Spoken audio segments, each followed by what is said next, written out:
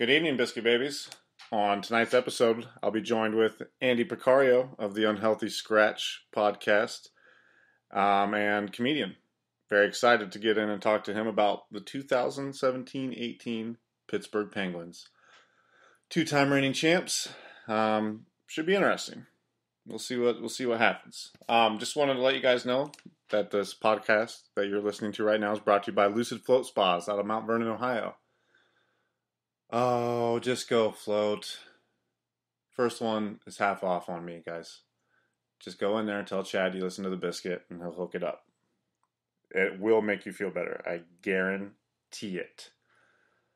I still need a few people to help me out with the season previews.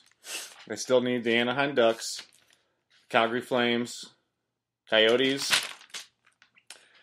Las Vegas Gambits, Ottawa, Buffalo, Washington, North Carolina, Minnesota, and Dallas.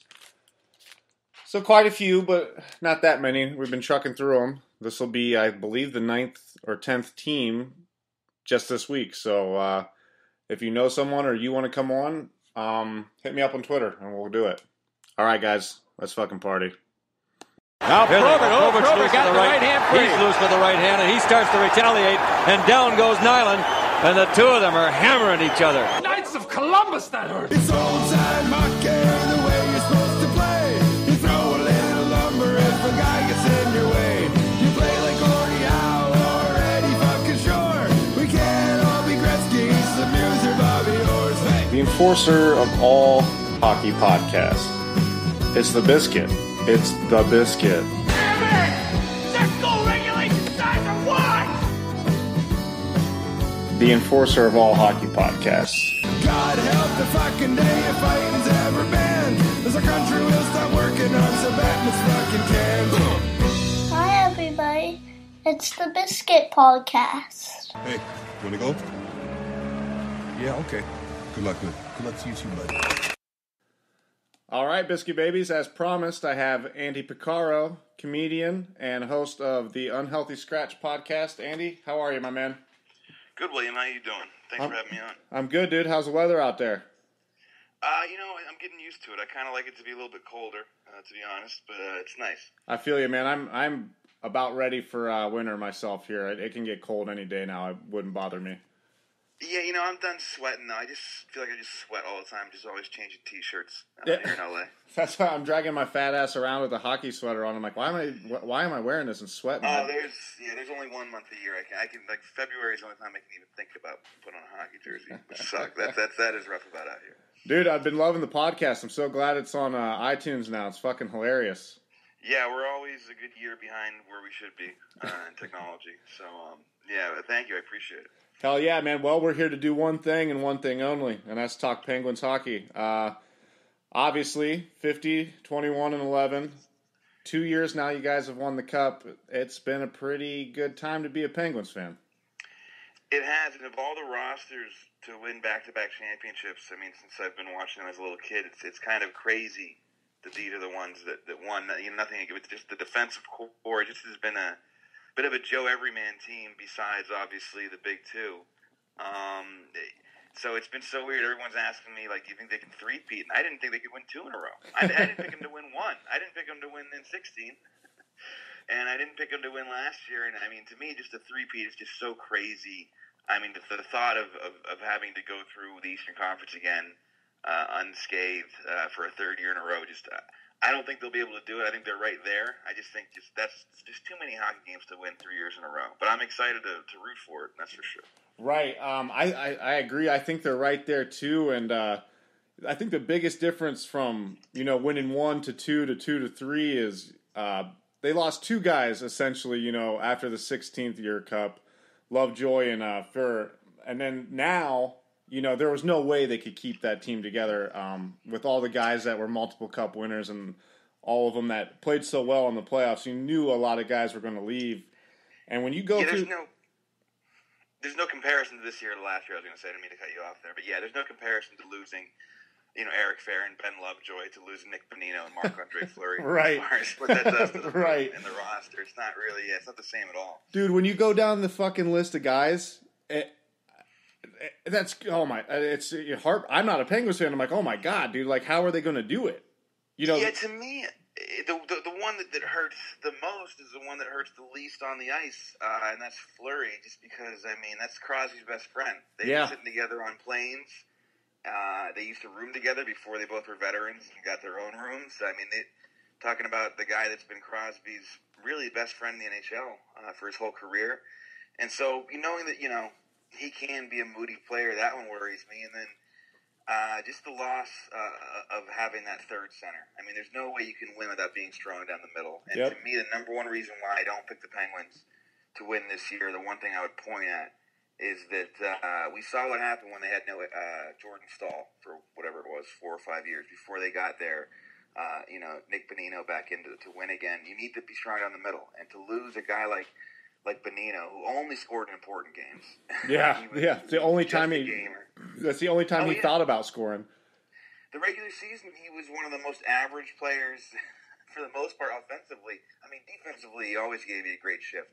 But on the offensive side of the puck, he really just showed up in big games. And if you take his offense away from the Penguins in the playoffs the past 2 years, they wouldn't, they'd be nowhere. That third center is so important. That one on the ice bothers him. Bothers me, and is going to bother them more than anybody. There's no replacement either. There's no center they picked up. Right. Which I don't know if that was by design or what, but I don't think that they were hoping Carter Rowney was going to get third line minutes. I think they were hoping maybe Matty Collins signed back with him. So I think that was a bit of a surprise too. That one was a huge surprise. Yeah, it was a surprise to me because I thought he'd either just re-sign or retire. Yep. I didn't think he'd go somewhere else and play. I guess the way I understand it, as reading about it, was that it seems that the contracts were essentially the same, but it looks like Minnesota was a little bit more bonus incentive with theirs, and the fact that he was from there. Yeah. So it kind of does make sense in the end. But I thought he was going to retire or be back, and then when he didn't announce retirement, I just figured he'd be back. But and I think Rutherford did too. So I think it's a bit of a stir right now in the Penguins organization because that bottom six certainly not looking as good as it did 3 months ago. Right, and I was reading today that it wouldn't be unheard of to see Gensel go play in the middle. Is it likely? Probably not. But if need be, he could do it. So but do you want to lose him on the top two lines to get him down there and play in the third if he has to?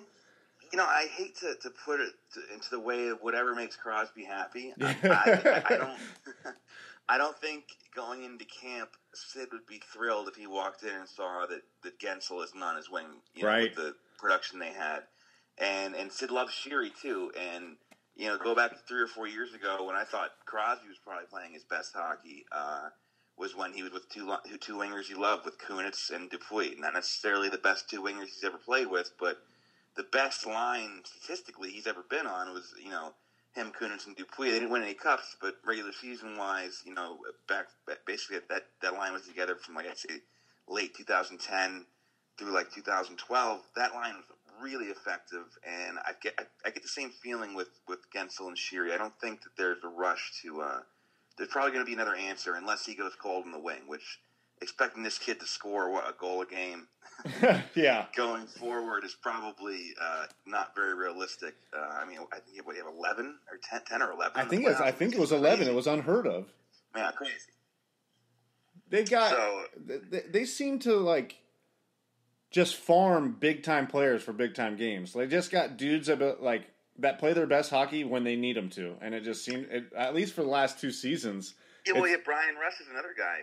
Who never plays. Is not a liability at all on the roster, but never offensively is productive until we get to the middle of the playoff series, and then all of a sudden he's popping them in.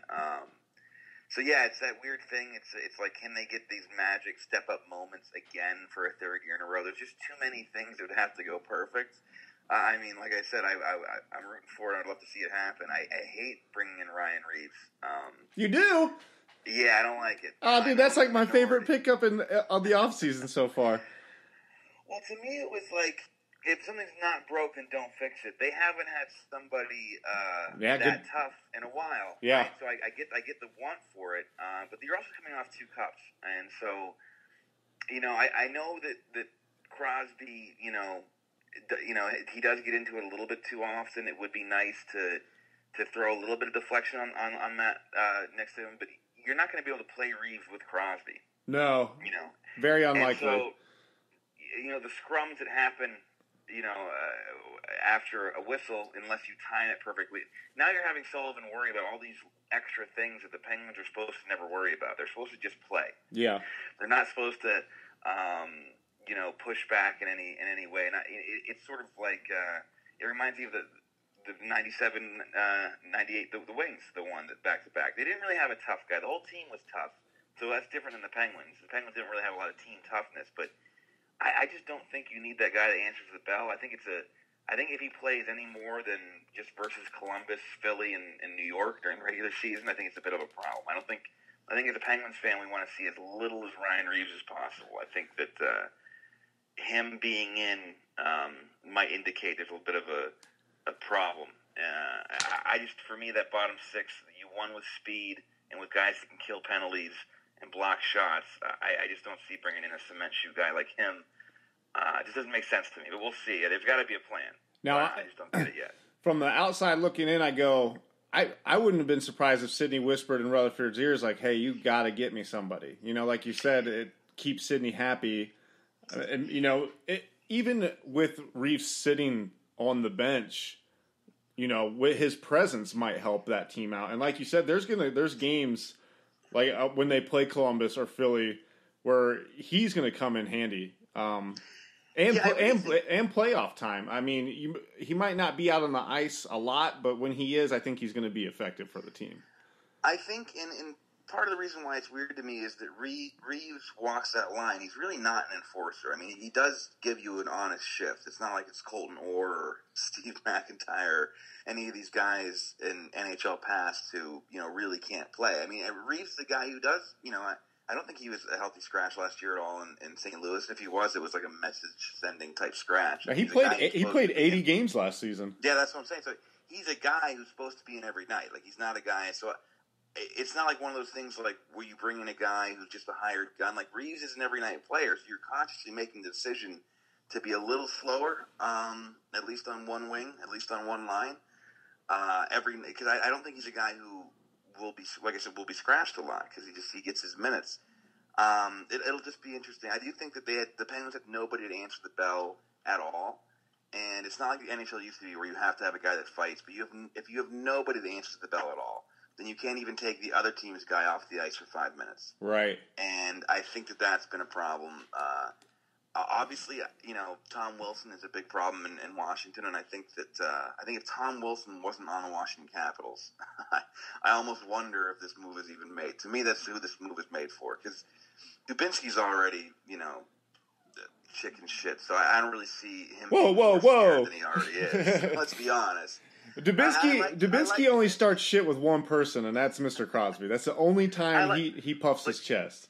I had tickets in New York for years. I like watching Dubinsky play, but my thought there is that Dubinsky never really posed like a danger to Crosby and stuff like that, the way that I feel like Tom Wilson does. Because Tom Wilson can really skate. He really looks to bury people with their heads down. He's got a lot of hockey sense to him, and I just feel like he's dangerous. I feel like the Penguins are weary of him because he plays right on the line and goes over it, and he's on your chief rival team, which I really think the Capitals, being beaten down and no one expecting them to win, this might be a year where they, make the bottom 4 and finally have a year for themselves. I'm not betting on them, but with everybody crapping on them, and with the East, to me, I don't think anyone got better in the East that much. I think Tampa got a little better, and, I've already liked Tampa a lot, and I just don't think there's no reason to think if you're in the East, besides, a very few teams, that you can't make a splash. Now, I think the best spot from the Metro is almost going in the wild card and trying to get through the Atlantic. Yeah, I mean, absolutely, because if you get a wild card in the Metro, you let the top 2 teams beat the hell out of each other, and then you play whoever comes out of it. That's what. Yeah, Columbus seems just perpetually fucked because they have to play Pittsburgh all the time in the first round. It's just like, fuck, man. I would love to see any other team than have to play Pittsburgh in the first round. Yeah, I mean, the reseeding, and I complained about it to no end on my podcast. I hate the way that they seed the playoffs now. I know it's led to my favorite team winning twice, so I should stop complaining about it so much. But I do hate it. I mean, it guarantees you a great matchup more often, right? Which is nice. Right. But come on. It's not like playoff matchups were ever boring anyhow. But it's certainly no reward to play a rival from your division in the first round. No. It's just crazy. The 1 through 8 format with the three division winners going 1, 2, 3 was perfect. Yeah, I agree, man. But with the imbalance in teams the way they are right now, they need another team out west before they can really split the divisions in 3 again.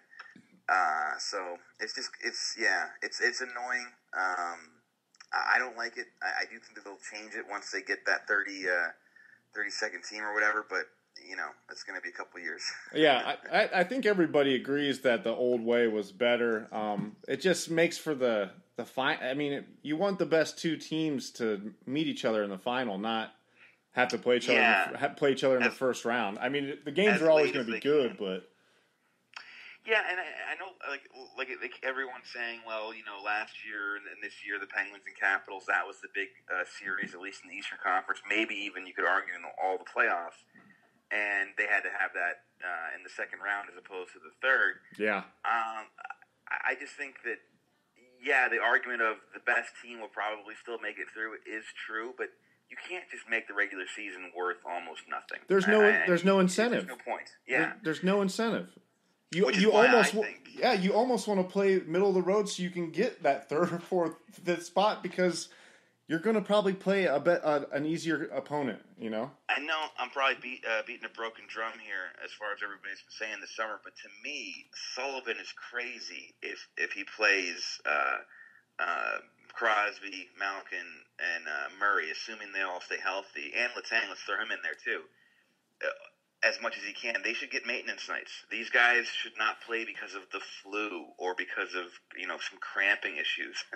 Like they've been playing too much hockey. I want to see these guys be healthy all year, but I also at the same time realize that playing 250 games in 3 years, it's hard to have success. I think probably the biggest issue there is these guys aren't pussies like the NBA, so it's probably hard to get them off. Like in basketball, you could give them the wrong shoelaces and they're not playing that night. Yeah, I think that the toughness in the hockey culture is the one thing that hasn't left. I mean, we saw it with what's the kid's name in Wenberg in Columbus when he took that puck to the eye. Wyshynski. Was it Wenberg? Oh, Wyshynski. That's right. So it's like Werenski. I'm sorry. Werenski. That's right. Yeah. I get Werenski and Wenberg. They're too young. Anybody with the same letter in their last name, I get mixed up on the same. But yeah, just the toughness is something that I think brings everybody back to hockey. But yeah, I don't even really watch. I watch football very sparingly because I'm from Western PA, so it's the rules. I gotta watch it. Yeah, you have to. Yeah. But hockey's really I can watch any hockey game anytime, and that's part of it. Is the players, the personalities make it better. That's a great point, man. After I'm a huge Blue Jackets fan, so I watch them every night I can, and then after that you can pretty much turn on. You can watch the Canucks play fucking Las Vegas this year, and it's probably going to be a good game. I mean, there's always. I don't know about that matchup specifically, but I love watching 2 games. I like it being out here because I can watch a game at 4 or 5. And then I can go out and do a set and come back, and the late games are still getting going. So it's been weird watching games like I said started sometimes as early as 3 or noon. Yeah. But it is as far as a guy who likes to get in a lot of games to watch, it's been nice just seeing some extra games early. I wanted to go back to your the Tom Wilson, bringing in Ryan Reeves for that because Tom Wilson does seem to really dig violence. It's like the way he plays, he's into it, man. He's looking for the dude with his head down to fucking murder. And the Penguins didn't, like you said, didn't have, and I think Reeves is not afraid to, to put him down if he needs to. It's not even afraid. It's just they don't have a guy who, I mean, in hockey, especially saying in the past decade, if you're not a guy who fights, you're just not a guy that fights. And when you do fight, it's dangerous. You could break your wrist. You could get your nose broken. I mean, just trying to keep your balance, you could tear your ACL. It's a specific skill. And to have nobody that can do it, it really means whenever somebody has to do it, they're really risking their health. And it's bad for the sport when two dudes that can't fight. It looks fucking terrible. It does. And it's one of the hardest things. I never really played that competitive growing up, but I did fight a little bit. And it is one of the hardest things. I mean, most of the time you just fall over. It's to have a fist fight on thin blades. It's very hard to do. And I think that the Penguins just having nobody, like I said, who would be willing to nightly risk that, I think is a big thing. And like I said, I give up my problems with his play a little bit because he does bring that, and because he isn't a straight goon. The guy can dump the puck in. Yeah, go get it. He can for sure play. For sure. Yeah, he's a player. It's not like it used to be where you sign a guy in the offseason that is just Christoph Oliwa and that type era player. That's not happening anymore. Yeah, so it's not like it's like that at all. Yeah, those days are gone. It's still, for a team that's all about foot speed, it is an interesting move still. But and I think specifically of the biggest stage, just the Stanley Cup final, and is it Evgeny and PK Subban go at it and have their hand quotes fight, and it's literally the softest gay porn I've ever seen. Like, they're just basically kissing each other. It's so bad. And I'm like, oh man, guys, just don't do it right now. Just let it be. That was part of why they won to me, was the fact that they never bought in to anything over these past 2 years. They kind of just kept playing. And I don't think that bringing in Reeves means that they all of a sudden buy in all the time to the physicality and to the chippiness. Yeah, I love that. I love the fact that, I really think that, you being a Columbus fan, you're going to agree with it. I feel like if Columbus played the Penguins straight up and just didn't worry about bothering Crosby and Malkin, I think they had a much better chance of winning the series. They just played the game straight up. Yep. That's where we died this year. Yeah. We tried to bully, and it got away from how they were winning all season long. Like, you went away from it, and it did not work for Columbus, and they just looked like they were trying to force something that they didn't need to do. Well, to me, these past 2 years, I mean, Tampa in that series, in the Eastern Conference Finals last year, really, to me, had the blueprint for beating the Penguins, and that's beating them at their own game. Yeah. And it's another reason why the Penguins kind of struggle against the Rangers, because the Rangers are just always going north, always getting the puck up, always just going, okay, we're going to try and beat you with our speed and our feet, too. And I think that's what I thought Columbus was going to do. And to me, I had picked Columbus, I think, or I do think I picked Columbus in that series. Just because I didn't like, I thought the Columbus not playing well going into the playoffs was going to bode well for them. I thought so too, man. I thought they were going to pick it back up, and they were going to turn momentum, kind of naturally when the playoffs started. Because you see that with a lot of teams sometimes. And to me, there was just too much emphasis on after the whistle stuff with them. They're a good enough team where they can just win. They don't need to get into Crosby's head enough, especially with Bobrovsky playing the way he is. I mean, if he has another year like that, then the possibilities for them really, stay open. And I love Adam Panarin. For the power play alone, man, it's. I don't. I'm a Pittsburgh guy, so I feel like I'm going to get hit with eggs whenever I say this. I think Saad is good. I don't think he's worth the money, and I don't think he's near the player Panarin is. I mean, I guess he's obviously a. Dude, I agree. I agree 100%, man. He's a big locker room guy, and he's a big guy that obviously it's clear. Jonathan Toews said, I want him back on the team, publicly. He said he wanted Saad back after Saad came back. He said he asked for it. So obviously he's somebody who, people in this league, find more importance in than I do. But I just think that's a no-brainer upgrade for the Blue Jackets. I agree, man. Goals, and long-term, down the road, with a guy that can shoot like that, I think it's a big move for them. And you give Sergei a buddy to drink vodka with, which is important. Absolutely.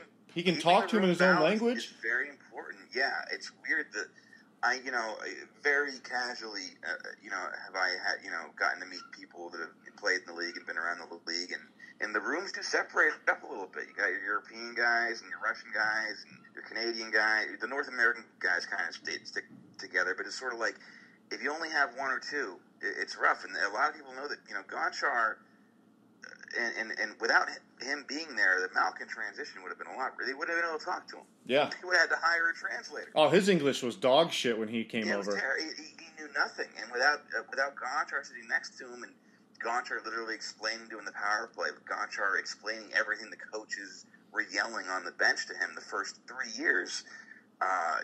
If they didn't have that, the transition would have been way harder. So yeah, I think that's totally true. I think that getting some like-minded and language players together, absolutely, man, can only help. Absolutely. All right, Andy, you lose Flower to Vegas, Bonino to Nashville, Kunitz to Tampa Bay, Daly to Detroit, Hainsey to fucking Toronto, Colin to Minnesota. What do you expect out of this team this year? I expect them to be competitive. I think that they have a real good shot to be in it again. But to me, again, if you don't replace Bonino, which they haven't, then I just don't see how you can be confident. I wouldn't pick them right now to win the Cup above, the Ducks, Oilers. I think I'd pick the Canadians and even the Senators in the East over the Penguins right now, just because of that. It's just such a big loss to me. I mean, having the big three down the middle, it changes everything matchup-wise. Mm-hmm. I mean, now you don't get that easy matchup on a third shift where you know that your third line will, have a favorable matchup to you. Now you know that there's a chance for their third line to match up one more time with Crosby's. It just changes everything as far as personnel goes for the Penguins. So I don't believe Carter Rowney is a terrible player, but I don't believe he's a third line player either. I think that's the biggest mystery and the biggest key. I think, lucky for the Penguins, they seem to promote from within very well. That system they have in Wilkes-Barre seems to produce, very talented guys that can come in and play immediately. So I haven't paid much attention to them, but it seems like whenever those dudes are called upon, they turn into fucking Jake the Snake, and you're like, what the fuck? This guy's got 11 goals in 2 periods. You're like, what the hell's going on? Yeah, we can only see. I mean, right now they have Greg McKegg, which is a great name. Greg McKegg, that's his name. Greg McKegg. I forget where he was last year. I don't believe he was. Is that the best name in hockey? Yeah, it's my favorite right now. For sure. He's the guy slotted for fourth line right now. I believe he was he's with the Panthers for the past few years. Mostly been in the AHL, but there's a serious gap right there, and they have Carter obviously in the third on a slot in the third line. Well, how fucking happy is he to get out of Florida? Yeah, I mean, he was Florida, and then I believe he went to the Lightning. He's bounced around a lot, so he's been in Florida for a little bit. But he's got to be excited because I think that there's not many teams in the NHL where he'd be slotted as having a roster before camp started. Yeah, but the Penguins right now he is.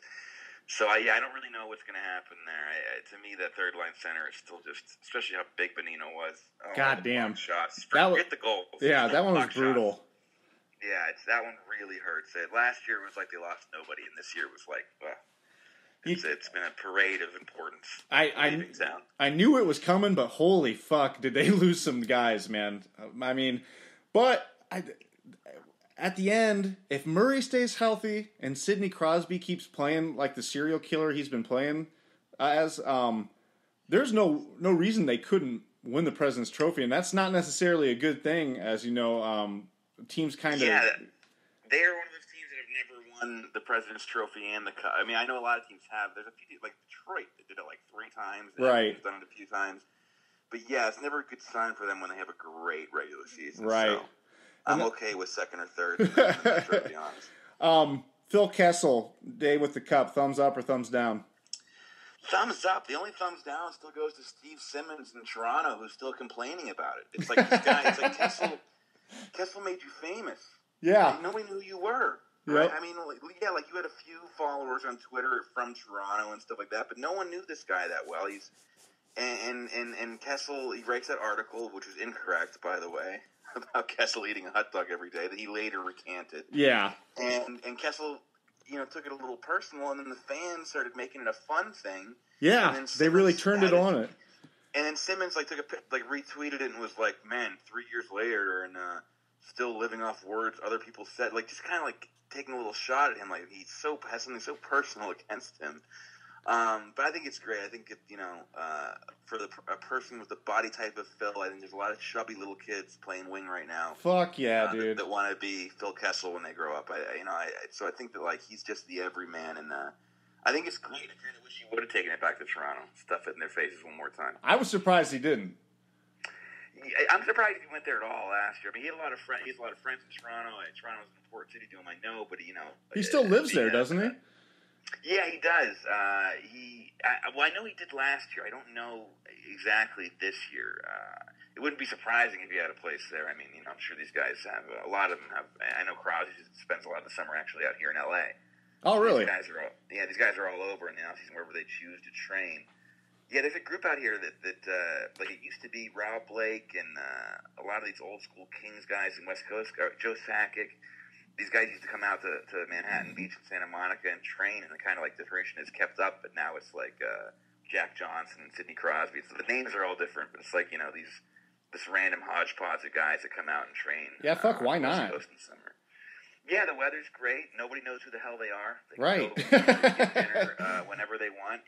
It's right. sort of utopia for guys like that. So yeah, I think there's a group of like 8 or 9 of them that hang out at the beach and train out here. Yeah, man. If I was Phil the Thrill, I would have went through Toronto in a fucking parade, throwing hot dogs out, dude. Fuck him. Who cares?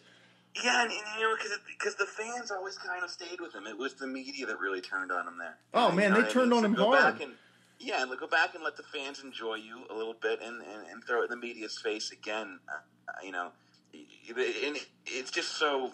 It's great. New York, Toronto, and Montreal, it's almost like, what an honor to play for one of those franchises. I'm sure it would be, but at the same time, you can't. You have to watch your P's and Q's. They just ruin people. Yeah. You can't live a life. You have to literally be, what they want you to be. You have no shot at being a human. No, yeah, and so I think that with Phil, with him being the, at best, number 3 most important player in the locker room, I think that he's really thriving with that. So. And I was never a big fan of him, mostly because of he just fucking always scores, and it seems to always score on Columbus. But after seeing him with the hot dogs, dude, in the cup, I have 2 thumbs up on Phil Kessel, dude. That was fucking sweet. Yeah, you know what? When they got him, I thought I didn't think he was as good defensively as he is. And I know that Toronto not being competitive, the Phil Kessel that they were getting is not exactly the same as the Phil Kessel we see now. I think that he's playing with obviously a little more umph in his game being in Pittsburgh, but I think he's way more competent defensively than anyone gives him credit for. He's a fucking competitive monster, dude. Like, he just seems like he does not believe in fucking losing or not playing well. Like, it pisses him off. He is. He really takes every shift pretty hard. The other thing I think the Penguins really have in their favor is they deal with adversity on the bench pretty well. Yeah. They look like they hate each other. Yeah, they sure do. But Sullivan, I love how Sullivan has these little names where he calls it a man's argument. And it's like when you have 2 guys working together in a rough situation, no matter what the job, they're going to get in a couple arguments. And so he kind of lets them have that. And I think it gives them a fire. I mean, at times you would swear that Hornqvist is going to quit the team. He's just losing his mind on the bench, slamming everything and everybody. Yeah. And then you see whenever he scores, I almost feel like he's the most impactful player when he scores in that team because he's got so much emotion that bench just explodes for him. There's a whole lot of this. I think we talk about all the players and stuff, but without Sullivan, I don't think any of it's even possible. I think he's the one key that made everything turn. Man, he seems like he's got to be getting a Jack Adams here soon, right? You would think. It's kind of weird the way they hand those out. I probably get that one wrong more than any other award I try to guess every year. But yeah, because Jack Adams tend to be like a reward for your past few years too. So, Yeah. So yeah, if he has a good year at all this year, you would expect him to maybe be in it. But yeah, I just think that going from Mike Johnson, who was a good coach, just in a terrible situation. He's a defensive-minded coach trying to coach Crosby and Malkin. It was just a really ugly thing to watch. And before that, Dan Bylsma, who again just I think was a guy that was lucky to be where he was. He won early, and they couldn't fire him. So I think really it's the first time in Crosby's era that there's a real coach there that I think everyone really believes in. So it really is a huge difference. Bylsma, I could have won a cup with that fucking team. Like that was those guys were firing on all cylinders, man. Yeah, but that's what we were saying for years, and then they were getting bounced by the Rangers. Yeah. Every year, jeez, it was so painful. Yeah. Well, dude, I think this is what I want. Just because I think this would be badass. If Chicago and Pittsburgh could somehow meet for the be-all, end-all, see who the fucking, this generation's champions are, and then we move on, and, we get ready for Connor McDavid to start fucking winning them every year. McDavid versus Matthews. I was going to say, the only problem with that is McDavid and Matthews want to get in there. Right. Yeah, so you're right. I think that in the next 2 years, if we could have that decade-defining Hawks versus Penguins, dude, how Stanley huge Cup, would that series be? I mean, it would be humongous, and the way that Chicago just means ratings for the NHL. People just turn on games when the Blackhawks are on, and especially then versus Sidney Crosby and the Penguins. Both have 3 cups. I mean, it would be so epic. Dude, the marketing on that. If it happens, every other fan base will claim that the referees force it to happen. Oh yeah, We'll have to hear. And like every game. What's the flight from there? It'd be amazing. Chicago to Pittsburgh's like what, a fucking hour? It's an hour. It's an hour. Exactly, dude. 45 minutes. I've done it a million times. These guys would be so rested and juiced. It would be. Oh my god, dude! It'd be like a fucking movie. No, it would be. It'd be crazy, and to have, the Kane and Taves and Crosby and Malkin, to have those, 4 guys that possibly go up against each other, it would just be unrivaled in anything we've seen recently. I mean, we never got to see Mario versus Wayne. Yep. And so it's different because these are kind of the greatest teams, not necessarily the greatest play. I mean, even though one of them is the greatest player. It would just be something that would almost be too perfect, but I would love. That's what I want. I doubt it happens, but and to win 3 in a row is it's fucking insanity. Yeah, it's just like I said. It's just too. If Bonino was still on the team, I still would say I don't think they're going to win 3 in a row. Without Bonino, it's like impossible for me to even think it. I just don't know how it would happen. I told my co-host, my younger brother, he's a huge Penguins fan. If they do win it, I'm going to get Threeves Pete tattooed on me. Yeah, I mean, it would be incredible, and at this point, honestly, I would feel like almost greedy. Yeah, fucking let someone else win one. After they won in 2009, I actually went to Detroit for that game, and it was amazing. And I remember walking out thinking, okay, it's all gravy from here on out. I saw my favorite team, win one in my lifetime. And now, especially after that, this doesn't even seem real. I mean, I still feel like they only beat Nashville.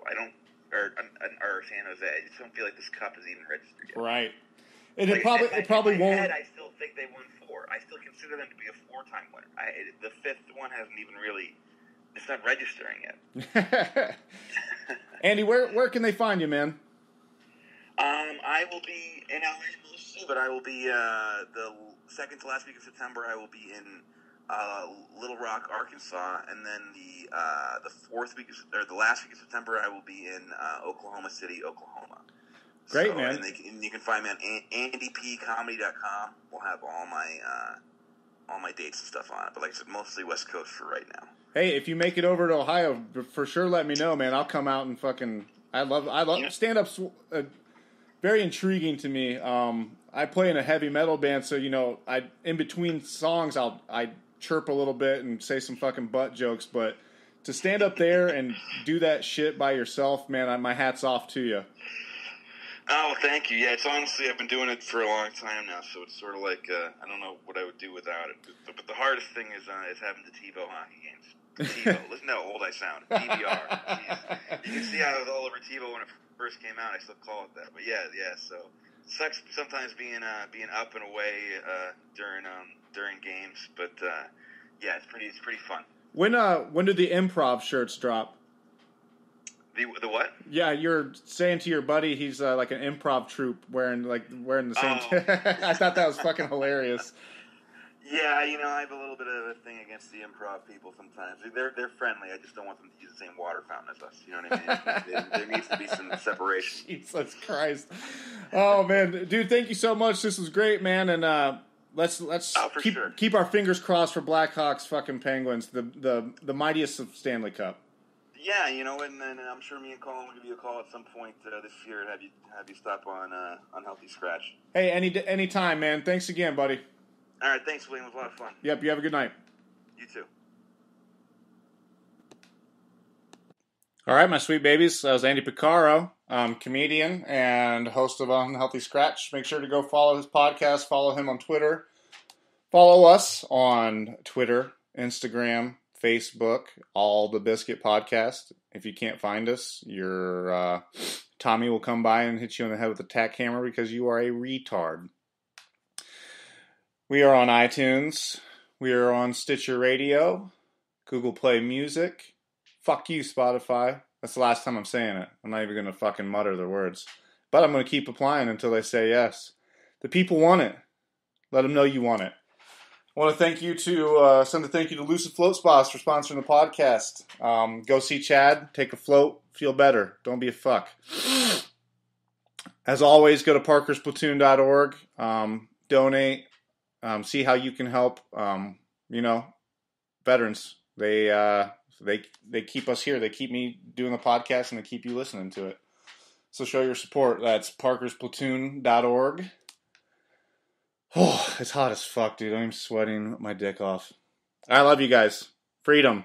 Hockey. The Biscuit.